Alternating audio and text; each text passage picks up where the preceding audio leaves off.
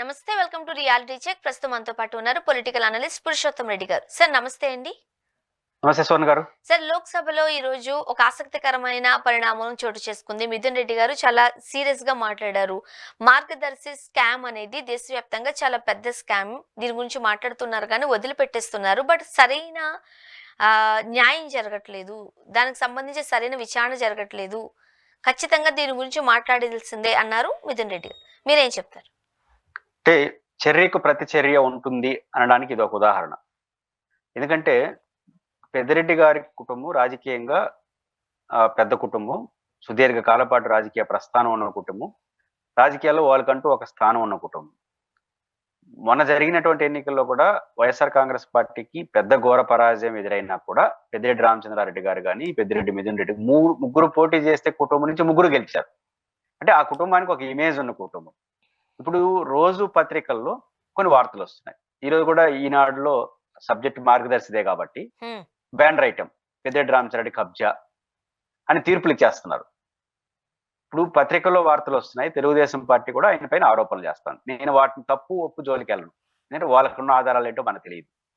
అయితే రామచంద్రారెడ్డి గారు ఏం చెప్తున్నారు? మామూలుగా ఏదో జర్నలిస్ట్ గా మీకు తెలుసు, ఒక రాజకీయ పార్టీ నాయకుడి పైన ప్రభుత్వం విచారణ ఆదేశిస్తే వెంటనే ఏం చెప్తారు? ఇది రాజకీయ కక్ష అంటారు. కానీ పెద్దిరెడ్డి గారు దానికి రివర్స్ లో స్పందిస్తున్నాడు. మీరు పత్రికల్లో విచారణ చేయొద్దన్న ఆయన ప్రభుత్వం విచారణ చేసి తేల్చేయండి అంటున్నాడు. విచారణ చేయమంటున్నాడు. పత్రికల్లో విచారణ చేస్తే ఏమవుతుంది? అయితే బురద అయినే కదా. పెద్దిరెడ్డి గారు కబ్జా, పెద్దిరెడ్డి గారు ఆడు కూడా ఇవన్నీ ఏంటి? వాళ్ళ క్యారెక్టర్ అసార్ట్ చేయడం అవుతుంది. శిక్ష ఏం పడదు. పత్రికలో వచ్చిన వార్త శిక్షకు కాదు. ప్రభుత్వం విచారణ చేసి తేల్చేస్తే మంచిదే. కాబట్టి ఆయన కోరుతుంది విచారణ ప్రభుత్వం చేయాలని, పత్రికలు చేయకూడదు అని. పత్రికలు విచారణ చేసుకుంటారు. రోజు ఆయన పైన దుర్మార్గుడిగా క్రియేట్ చేస్తా ఉంటే పెద్దిరెడ్డి గారి కుటుంబం నాకు వ్యక్తిగతంగా స్వల్ప పరిచయం ఉంది. వాళ్ళు కేసులు భయపడరు, పరువు ప్రతిష్టలకు భయపడతారు. కాబట్టి వాళ్ళు భయపడతా ఉన్నది ఇప్పుడు పరువు ప్రతిష్ట కోసం. రోజు ఇట్లా వార్తలు రాస్తా అంటే మా పరువు ఏం కావాలి? పోనీ విచారణ జరిపి చర్యలు తీసుకుంటారంటే చర్యలు తీసుకోరు. కాబట్టి మిథున్ రెడ్డి గారు యంగ్ పొలిటీషియన్, జగన్ గారికి చాలా కావాల్సిన వ్యక్తి. అలాంటి 3 సార్లు ఎంపీ గెలిచినాడు. గెలిచింది ఎవరిపైన? పురంధేశ్వర్ గారి పైన ఒకసారి, నల్లారి కిరణ్ కుమార్ రెడ్డి గారి పైన మొన్న ఒకసారి. గెలిచింది పెద్ద పెద్ద వాళ్ళతో గెలిచినాడు. కాబట్టి ఆయనకుంటే ఆ విలువ అని ఉంటుంది కదా. కాబట్టి ఖచ్చితంగా ఆయన పైన ఇప్పుడు మా పైన చేస్తున్నారు కాబట్టి ఏ పత్రిక అయితే చేస్తుందో ఆ పత్రికలో ఉన్న కేసులని వాళ్ళు దోలుతున్నారు. మార్గదర్శి ఎవరిది? వాళ్ళదే కదా. రామోజీ ఫిలిం సిటీ ఏది? వాళ్ళదేగా. ఆల్రెడీ పరువు నష్ట దావా వేస్తారు, వాళ్ళు చేస్తారు. కాబట్టి ఉద్దేశపూర్వకంగా మా మీద పరువు ప్రతిష్టలు భంగం కలిగేట్టుగా చేస్తున్నారు కాబట్టి మీ దగ్గర ఉన్న కేసులు ఆయన లేవనెత్తాడు. ఇంకా ఖచ్చితంగా లోక్సభలో ఆయనకు వదలడు. సమయం వచ్చినప్పుడల్లా ఈ గురించి ఆయన రైట్ కూడా ఆయనకు ఉంది. ఎందుకంటే కేసు నడుస్తుంది కాబట్టి. దట్టు ఈ రోజు రిలవెంట్ ఏంటి కోసం మీకు నెక్స్ట్ క్వశ్చన్ రావచ్చు. సుప్రీంకోర్టు త్వరగా ప్రజాప్రతినిధుల కేసు తేల్చమంటా ఉంది కదా. దీన్ని ఆసరాగా తీసుకుని ఖచ్చితంగా మాట్లాడతారు. ఖచ్చితంగా వారు పత్రిక కాకుండా ఒక రాజకీయ దురుద్దేశం తన మీద విమర్శలు చేస్తున్న వాళ్ళు నమ్ముతున్నారు కాబట్టి ప్రభుత్వ విచారణ కోరుకొని పత్రికల విచారణ ఆపేసి ప్రభుత్వ విచారణ చేసి తప్పు చేస్తే శిక్షించుకోండి. కాచి బోల్డ్గా వాళ్ళు ముందుకు వచ్చారు. ప్రభుత్వం కూడా త్వరగా దాన్ని విచారణ జరిపించి మంచి అట్లు తేల్చేయండి, తప్పు చేస్తే శిక్షించండి. వాళ్ళు కోరుతున్నారు, మనం కూడా కోరుతాం. అలా కాకుండా రోజు పత్రికలు తాటికి ఆయన తత్రాలు వేసి నెత్తిన రాళ్ళు వేస్తే ఒక గౌరవప్రదమైన కుటుంబం రియాక్ట్ అవుతుంది. ఖచ్చితంగా దీని ప్రభావం మార్గదర్శి, రామోజీ ఫిలిం సిటీ కేసులు ఇంక నిరంతరం వస్తాయి. మిథున్ రెడ్డి వదలడు. మీరు పత్రిక ఉంది కాబట్టి మీరు రాస్తా అంటే ఆయనకి ఎంపీ ఉన్నాడు కాబట్టి ఆయనే చేస్తాడు ఇంకా. కాబట్టి చర్యకు ప్రతి చర్య అవుతుంది. ఒక రకంగా మంచిదేమో, త్వరగా తేలుతుంది కదా. భిక్షాడు కొట్టారనుకోండి, ఉండవాళ్ళు అనుకున్నారు బయట మాట్లాడుతున్నాడు. ఇప్పుడు ఆయన లోక్సభలో మాట్లాడతాడు. ఉండవాళ్ళకి ఆయన తోడవుతాడు. ఖచ్చితంగా బలం చేకూర్చి తొందరగా తేలితే మంచిదే. సాధారణంగా ఇప్పుడు చిన్న చిన్న విషయాలకు సంబంధించి సత్వరమే ఒక డెసిషన్స్ తీసుకుంటున్నాయి ప్రభుత్వాలు, ముందుకు వెళ్తున్నాయి. బట్ మార్గదర్శి ఈ స్కామ్ అని ఏదైతే చెప్తున్నారో అదైతే చిన్న నంబర్ అయితే కాదు, 1000 కోట్లు ఉన్నాయి. బట్ ఎందుకు దానికి సంబంధించి ఎటువంటి విచారణ సత్వరంగా జరగట్లేదు? దానికి సంబంధించి ప్రజలకు ఒక క్లారిటీ రావడం లేదు. ఎవరు తప్పిదాలు అనుకోవచ్చు? పోలీసు వ్యవస్థదా, ప్రభుత్వాలదా, ఎవరిది? ఎవరిని మనం చూపించాలంటారు? మన వ్యవస్థలో ఉన్న లోపాలకి ఆ కేసు ఒక ఉదాహరణ. ఉండవల్లి అరుణ్ కుమార్ ఈ కేసు మీద పోరాడుతున్నాడు. బహుశా ఉండవల్లి అరుణ్ కుమార్ లాంటి మొండిఘటం లేకపోతే ఈ కేసు ఎప్పుడో మర్చిపోయిండేది. ఇక్కడ ఈనాడు, రామోజీ ఫిల్మ్ సిటీ లేకపోతే తప్పు ఒప్పు నేను జోలికెళ్ళను, నాకు ఆ సాంకేతిక పరిజ్ఞానం లేదు. బట్ మార్గదర్శిలో నిబంధనలకు భిన్నంగా ఫండ్స్ వసూలు చేశారని, దాన్ని బదలాయింపులు చేశారనేది ఆయన ఆరోపణ. నిబంధనల ప్రకారం జరగలేదు అని. ఉండవల్లి అరుణ్ కుమార్ గారు కోరుతున్న కోరిక ఏంటో తెలుసా? శిక్ష కాదు, మీడియానో అధికారమో చేతిలో ఉంటే మేము మినహాయింపు అనేది ఈ దేశానికి మంచిది కాదు అనేది ఉండవల్లి అరుణ్ కుమార్ కోరుతుంది. ఉండవల్లి అరుణ్ కుమార్ గారు చాలా డెమోక్రటిక్. మీరు జర్నలిస్టు, నేను అనలిస్టు, మాకంతా చిన్న గౌరవం ఉంటుంది. కాబట్టి మేము మినహాయింపు అంటే ఎట్లా? అది మంచిది కాదు కదా. మాకు మాకు పవర్ ఉంది, మాకు మీడియా ఉంది, మాకు అధికారం ఉంది, మాకు డబ్బు ఉంది అనే వాళ్ళకి మేము మినహాయింపులు చట్టానికి అనుకుంటే ఇది చాలా ప్రమాదకర పోకలు వస్తుంది. అప్పుడు ఏం చేస్తాము? నేను ఒక రాజకీయ అనుకోండి, 100 కోట్లు 1000 కోట్లు ఉన్నాయనుకోండి, అప్పుడు నేను కూడా ఒక మీడియా పెడతా. మీడియా ఉంటే సెక్యూరిటీ అనమాట, అది తప్పు చేసేదానికా కాదు కదా. కాబట్టి ఈ ఈ సాంప్రదాయానికి చుస్తు పలికి మంచో చెడ్డ తేల్చేయమంటున్నాడు. నా ఆర్గ్యుమెంట్ తప్ప, అక్కడ జరిగింది తప్ప తేల్చేసేస్తే దేశానికి ఒక సంకేతం ఇద్దాం, చట్టం ముందు అందరూ సమానులే.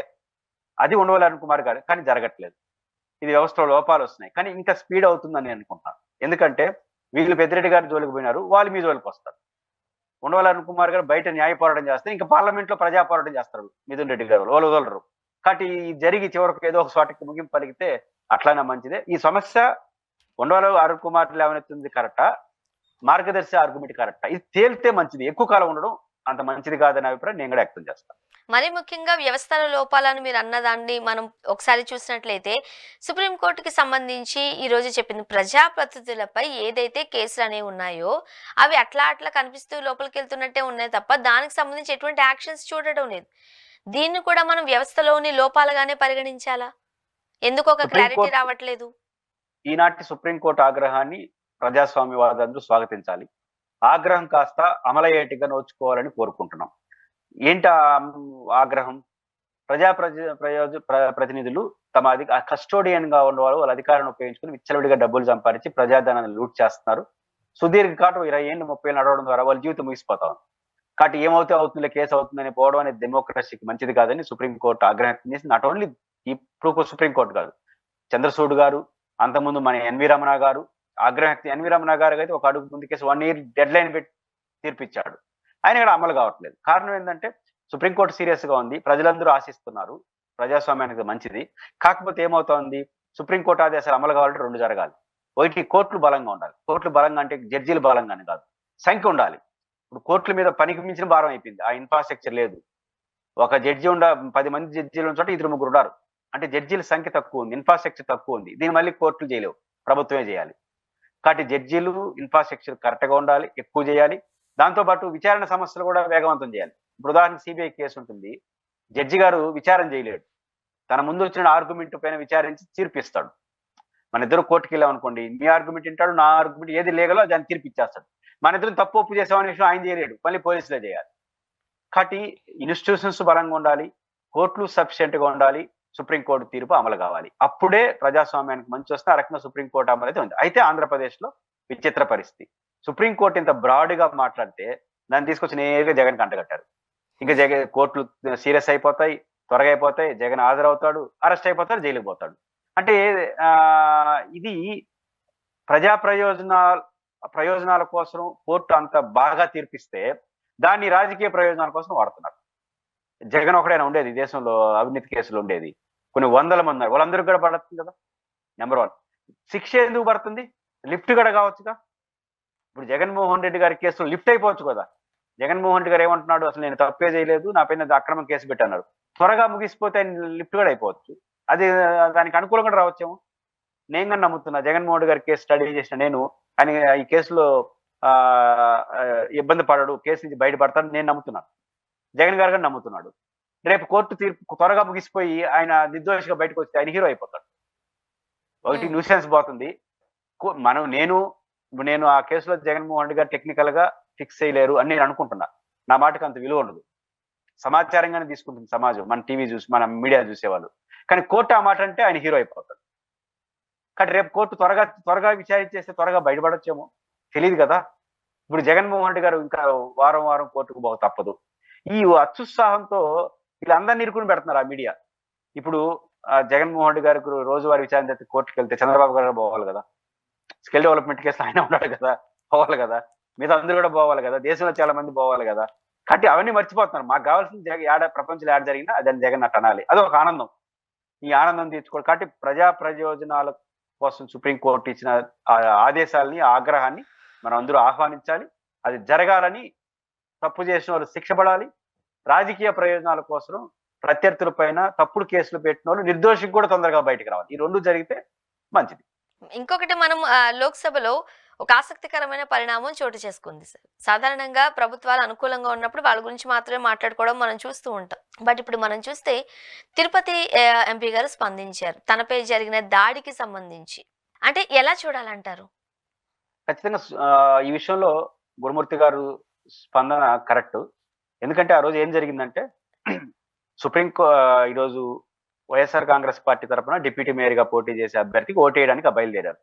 ఎంపీ గురుమూర్తి, ఎమ్మెల్సీ సిపాయి సుబ్రహ్మణ్యం, మేయర్ డాక్టర్ శీర్ష నాయకత్వంలోని కార్పొరేటర్లు 30 మంది ఒకే బస్సులో వెళ్ళారు. ఎందుకంటే అక్కడక్కడ కొన్ని చెదురుమదురు ఘటనలు, భయోందనలు జరిగినాయి కాబట్టి మేమందరూ విడివిడిగా వెళ్తే అన్న మళ్ళీ జరుగుతాయని ఒకే బస్సులో ఎక్కితే పోలీసులకు కూడా ఈజీ అయిపోతుంది సెక్యూరిటీ ఇవ్వడానికి. ముందు ఒక వెహికల్ పంపిస్తే అయిపోతుంది.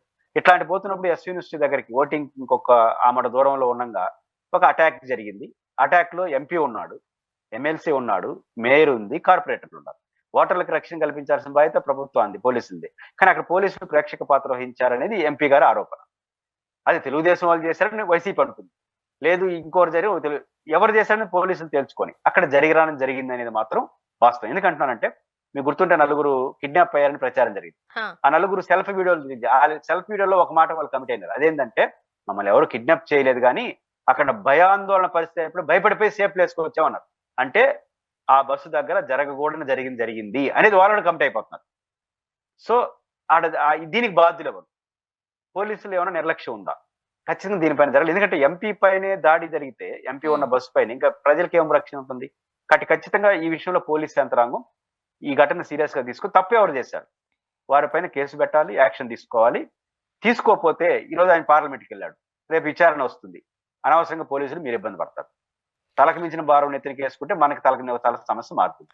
కాబట్టి పోలీసు యంత్రాంగం సీరియస్ గా ఆలోచించి వాళ్ళకి సమస్య తెచ్చుకోకుండా చూసుకోండి. ఖచ్చితంగా గురుమూర్తి వెళ్ళడం ద్వారా ఖచ్చితంగా ఈ సమస్యకు ఒక పరిష్కారం దొరుకుతుందని ఆశిస్తున్నాను. సార్, ఇప్పుడు అదే పోలీసింగ్ వ్యవస్థకు సంబంధించి మనం చూస్తే ఏపీలో జరుగుతున్న అత్యాచారాలకి సంబంధించి కావచ్చు, దీనివల్ల పోలీస్ వ్యవస్థ అనేది నిర్వీర్యమైపోతుంది. దీనికి ప్రధాన కారణం రెడ్ బుక్ రాజ్యాంగం అంటూ ప్రజల్లో ఒక భయాందోళన కలిగించడం వలన పోలీస్ వ్యవస్థ కూడా తీసుకోవాల్సిన డెసిషన్స్ కావచ్చు, లేకపోతే యాక్షన్స్ కావచ్చు తీసుకోవట్లేదు, భయపడి వెనక్కి వెళ్ళిపోతుంది అని. నిజమా, వాస్తవమా? ఎలా అంటారు? అంటే రాను ఆ అభిప్రాయానికి వస్తారు. రెడ్ బుక్ అనేది లోకేష్ గారు చెప్పింది తప్పు చేసిన వాళ్ళపైన చట్టపరంగా చర్య తీసుకుంటామని. అది ప్రతిపక్షంలో ఉన్నప్పుడు ఆ మాటకి చాలా బాగుంది. ఎందుకంటే తప్పు చేసే అధికారులు, తప్పు చేసే రాజకీయ నాయకులకి భయం ఉంటుంది, రేపు అధికారంకి వస్తే వాళ్ళు కొడతారు కదా అని. అది ఆ రోజు బాగుంటుంది. అధికారంకి వచ్చేసిన తర్వాత రెడ్ బుక్ గురించి పదే మాట్లాడితే మీరు చెప్పిన సమస్యలు ముందుకు వస్తాయి. ఇప్పుడు రెడ్ బుక్ అనేది తప్పు చేసిన శిక్ష అంటారు. మళ్ళీ ఏమవుతుంది, అది ప్రతిపక్షం మీద యాక్షన్ గా మారిపోతా ఉంది అనే వాతావరణం వచ్చినప్పుడు పోలీస్ యంత్రాంగం మీద ఒత్తిడి ఉంటుంది. అటు వాళ్ళు పనులు వాళ్ళు చేయరు, పొలిటికల్ యాక్టివిటీ చేస్తారు తప్ప నేర పరిశోధన చేయరు అనే విమర్శ పోలీసులు మొదటి నుంచి ఎదుర్కొంటారు, ఈ ప్రభుత్వం ఆ ప్రభుత్వం సంబంధం లేకుండా. ఇప్పుడు ఈ ఘటనలు పెరుగుతూ ఉన్నాయనుకోండి, దానికి లింక్ పెడేస్తాయి అపోజిషన్స్. నువ్వు రెడ్ బుక్ పరిపాలన చేస్తున్నావు కాబట్టి ఈ పనులు పట్టించుకోలేదు, వాళ్ళు ఆ పనిలో బిజీగా ఉన్నారు అనే చెడ్డ పేరు వస్తుంది. కాబట్టి రెడ్ బుక్ గురించి ఎంత తక్కువ మాట్లాడితే లోకేష్ గారు ఆయనకి అంత మంచిది. రెడ్ బుక్ గురించి ఎంత చర్చ జరిగితే ఎక్కడేమైనా జరగని.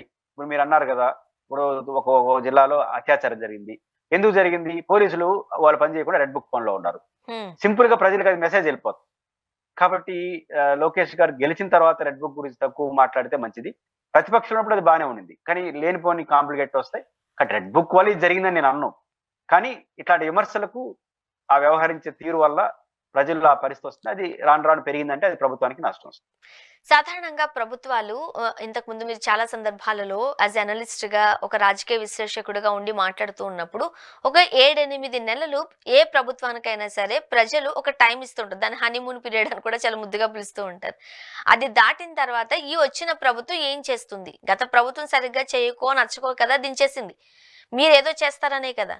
సో ఖచ్చితంగా ఆ ఇంపాక్ట్, ఆ స్టాంప్ వచ్చిన ప్రభుత్వం వేసుకుంటూ వెళ్ళిపోరు. ఓ పక్క 6 గ్యారంటీలు అంటూ అధికారంలోకి వచ్చిన కూటమి ప్రభుత్వం అవి ఏమీ చేయడం లేదు, ఇప్పట్లో సాధ్యం కాదు అని ఖరాఖండిగా తేల్చి చెప్పేశారు. ఇక దాంట్లోనే డిసప్పాయింట్ గా ఉన్నారు ప్రజలు. మరో పక్క అత్యాచారాలు, అఘాయిత్యాలు పెరిగిపోతున్నాయి, సేఫ్టీ లేకుండా పోతుంది. ఇప్పుడు కూడా ప్రతిపక్షంలో ఉన్న వాళ్ళ గురించో వేరే రాజకీయ పార్టీలకు సంబంధించో వీళ్ళు మాట్లాడుతూ ఉన్నారు, కానీ ఫోకస్ చేయాల్సిన విషయాలపైన ఇప్పటికీ ఏపీ ప్రభుత్వం ఫోకస్ చేయడం లేదు. ఇది భవిష్యత్తులో వాళ్ళకే చాలా పెను ముప్పు అనేది కూడా చాలా మంది అభిప్రాయంగా చూస్తూ ఉన్నారట. మీరేమంటారు? ప్రతిపక్షం యాక్టివ్ కావడం అనేది అధికార పార్టీ ప్రవర్తన బట్టి ఉంటుంది. ఎప్పుడు కూడా ప్రతిపక్షానికి అవకాశం అధికార పార్టీ ఇస్తుంది. అధికార పార్టీ మంచిగా పరిపాలన చేస్తే ప్రతిపక్షం ఎంత యాక్టివ్గా ఉన్నా కూడా వాళ్ళకి వర్కౌట్ కాదు. అధికార పార్టీ ప్రజల్లో విశ్వాసాన్ని కోల్పోయినా, అధికార పార్టీ మీద కొంత వ్యతిరేకత వస్తే అప్పుడు నష్టం వస్తుంది. ఈ రెండు కాకుండా మూడోది జరుగుతాను ఆంధ్రప్రదేశ్లో. ఆ మూడోది ఏంటంటే ప్రతిపక్ష నాయకుడు రోజు పిలవడం, నువ్వు మాట్లాడు అని ఇన్ని మాట్లాడేటప్పుడు చేస్తున్నారు. దీనికి ప్రధానమైనది ఏంటంటే చంద్రబాబు నాయుడు గారు మీరు అన్నట్టు ఆయన ప్రాధాన్యత అంశాలే చర్చనీయాంశం చేస్తే ప్రతిపక్షానికి తక్కువ పని ఉంటుంది. కానీ తన ప్రాధాన్యత అంశాలు చేసి జగన్ గారి ప్రాధాన్యత అంశాలు ముందుకు తీసుకొచ్చారనుకోండి, జగన్ గారి పని ఈజీ అయిపోతుంది. 2014 ఎన్నికల్లో చంద్రబాబు గారు గెలిచిన తర్వాత రాష్ట్ర పునర్నిర్మాణం అనే ఫోకస్ తో ముందుకెళ్లాడు. దాని పట్ల చాలా మంది భిన్నాభిప్రాయాలు ఉన్నా ప్రతిపక్షానికి పని తగ్గింది, మాట్లాడలేకపోయింది. మొదట 2 ఏళ్ళు మాట్లాడినా చాలా కేవలంగా ఉంది. ఎందుకని? ఈ రాష్ట్రానికి ఒక మంచి రాజధాని, ఈ రాష్ట్రానికి ఒక పోలవరం, ఈ రాష్ట్రాన్ని పునర్నిర్మాణం, ఇవన్నీ చెప్పుకుంటూ వచ్చాడు. చంద్రబాబు గారు ప్రతిపక్షాన్ని టార్గెట్ చేయాల, తనను తాను ఏం చేయబోతాడో చెప్పుకుంటూ వచ్చాడు. అందువల్ల ప్రజలు ప్రభుత్వం వైపు ఫోకస్ వచ్చారు. ఇప్పుడు ఈసారి గెలిచినప్పటి నుంచి దురదృష్టవశాత్తు ఎట్లా ఈ రాష్ట్రాన్ని అభివృద్ధి చేస్తామని పాయింట్ 10% చెప్తే, ఈ రాష్ట్రానికి గతంలో జగన్మోహన్ రెడ్డి గారు 5 ఏళ్ళు ఎట్ట ధ్వంసం చేశాడని దానికోసం 90% చెప్తున్నాడు. దానివల్ల జగన్మోహన్ రెడ్డి ఆ 90% తప్పని చెప్పడం కోసం ఆయన నిధుల్లోకి వస్తున్నాడు. కానీ జగన్మోహన్ రెడ్డి గారు త్వరగా ప్రెస్ ముందుకి, త్వరగా విలేకరుల ముందుకి, త్వరగా ప్రజల ముందుకు రావడానికి ప్రభుత్వం కారణం అవుతారు. అది ఆయన అందిపుచ్చుకుంటున్నాడు. కాబట్టి ఇది ఖచ్చితంగా ప్రభుత్వానికి నష్టం. అది ఆలోచించాల్సిన అవసరం. ప్రభుత్వం దీన్ని ఎంత ఎక్కువ చేస్తే జగన్మోహన్ రెడ్డి పైన అంత సులభం అయిపోతుంది. ప్రభుత్వం వెసులుబాటు ఇవ్వకూడదు ప్రతిపక్షానికి, ఇస్తే దాన్ని అందిపుచ్చుకునే అవకాశం ప్రతిపక్షానికి. కాబట్టి ఇది ఇప్పుడు రాష్ట్రంలో జరుగుతుంది. తిరుపతిలో కల్తీ నెయ్యికి సంబంధించి ఒక 4గురిని అరెస్టు చేశారు అంటూ మనం వార్తల్లో చూస్తున్నాం. నిజమేనా? ఎవరు వాళ్ళు? పాయింట్ ఏంటంటే సిబిఐ విచారణలో ఉంది. సుప్రీంకోర్టు ఆదేశాల మేరకు సిట్, రాష్ట్ర సిట్ లో ఉన్న అధికారులు ప్లస్ ఫుడ్ సేఫ్టీకి సంబంధించిన అధికారి 5 సిబ్డి సభ్యులు విచారణ జరుస్తున్నారు. ఈ క్రమంలో చాలా జరుగుతాయి. దాన్ని ఏదో ఘటన చూసి ఏదో జరిగిపోయిందని మాట్లాడకూడదు. కానీ కొన్ని మీడియా కొన్ని అత్యుత్సాహానికి పోతున్నాయి. పాయింట్ ఏంటంటే విచారణ జరుగుతుంది. విచారణ అరెస్టులు ఉంటాయి, విచారణలు ఉంటాయి. ఇప్పుడు వాళ్ళు మాట్లాడే వాళ్ళందరూ దోషులని కాదు కదా. ఇప్పుడు దాని రిలేటెడ్ ఉండే వాళ్ళు ప్రతి ఒక్కరిని పోయి విచారిస్తారు. గతంలో పాతలో ఉన్న అధికారులు విచారిస్తారు, ఇప్పుడున్న అధికారులు విచారిస్తారు, వాళ్ళు ఫీల్డ్ విజిట్ చేస్తారు, అనుమానాలు వచ్చిన అరెస్ట్ చేస్తారు. ఇప్పుడు ఏఆర్ డైరీ సంస్థ వాళ్ళు ట్యాంక్ లో తీసుకొచ్చారు. ఆ తీసుకొచ్చిన వాళ్ళని వాళ్ళు దాంట్లో కదా నెయ్యి క్వాలిటీ లేదని, అడాల్టేషన్ జరిగిందని ఆరోపణ వచ్చింది. ఆ అడాల్టేషన్ జరిగిన ఏఆర్ డైరీకి సంబంధించిన వాళ్ళను, సప్లై చేసిన వాళ్ళను అదుపులో తీసుకుంటారు కదా. తీసుకొని అరెస్ట్ చేసే అవసరం పోలీస్ కస్టడీ విచారణ కూడా చేస్తారు. అది జరగాలి, అది రొటీన్ పని. కానీ ఇప్పుడు విచారణ దశలో ఉంది. ఇవన్నీ జరిగితే కదా సుప్రీంకోర్టు నివేదిక ఇస్తారు. ఏఆర్ డైరీలో ఎందుకు వచ్చింది, వాళ్ళు ఇంకొకరి దగ్గర తీసుకున్నారు, నిబంధనలు ఏం చెప్తున్నాయి, ఎక్కడ జరిగింది ఏంటని కొన్ని సందర్భాల్లో అరెస్ట్ చేయాల్సి వస్తుంది, కొన్ని సందర్భాల్లో ప్రశ్నించాల్సి వస్తుంది, కొంచెం విచారణ అన్ని జరుగుతాయి. ఇది విచారణలో భాగం. అదే ఇప్పుడు జరుగుతుంది. ఇప్పుడు జరిగే ఘటనల ఆధారంగా ఏదో జరిగిపోయిందని ఎవరో మీద నిందలో అపనిందలు వేయడం కరెక్ట్ కాదు. కొన్ని మీడియా సంస్థలు, ఫేస్బుక్, సోషల్ మీడియాలో కొంతమంది తప్పు ప్రచారం చేస్తారు. ఇది విచారణలో సాధారణ విషయం. ఈ త్వరగా ఇది పూర్తి అయిపోతే అది కూడా సెంటిమెంట్ ఇష్యూ కాబట్టి అది ఒక పరిష్కారం లభించినట్టు అవుతుంది. ముఖ్యంగా ఇప్పుడు చిరంజీవి గారు మాట్లాడిన వ్యాఖ్యలు అందరినీ ఒకవైపు ఆలోచన దిశగా చూస్తున్నాం. ఏదైతే ప్రజారాజ్యం పార్టీ ఉందో దానికి రూపాంతరమే జనసేన పార్టీగా అభివర్ణించారు. మీరేం చెప్తారు? రూపాంతరం కూడా ఒక యాంగిల్ రూపాంతరమే, ఇంకొక యాంగిల్లో అసలు కాదు. కాదేంది? చిరంజీవి గారు ప్రజారాజ్యాన్ని ఎందుకు పెట్టారు? కాంగ్రెస్, ఆ రోజు తెలుగుదేశం 2 పార్టీలు ఉన్నాయి. చంద్రబాబు గారి నాయకత్వంలో తెలుగుదేశం, రాజశేఖర రెడ్డి గారి నాయకత్వంలో కాంగ్రెస్. ఈ 2 పార్టీలు ఇన్నేళ్ల పాటు ఈ రాష్ట్రాన్ని పరిపాలించాయి.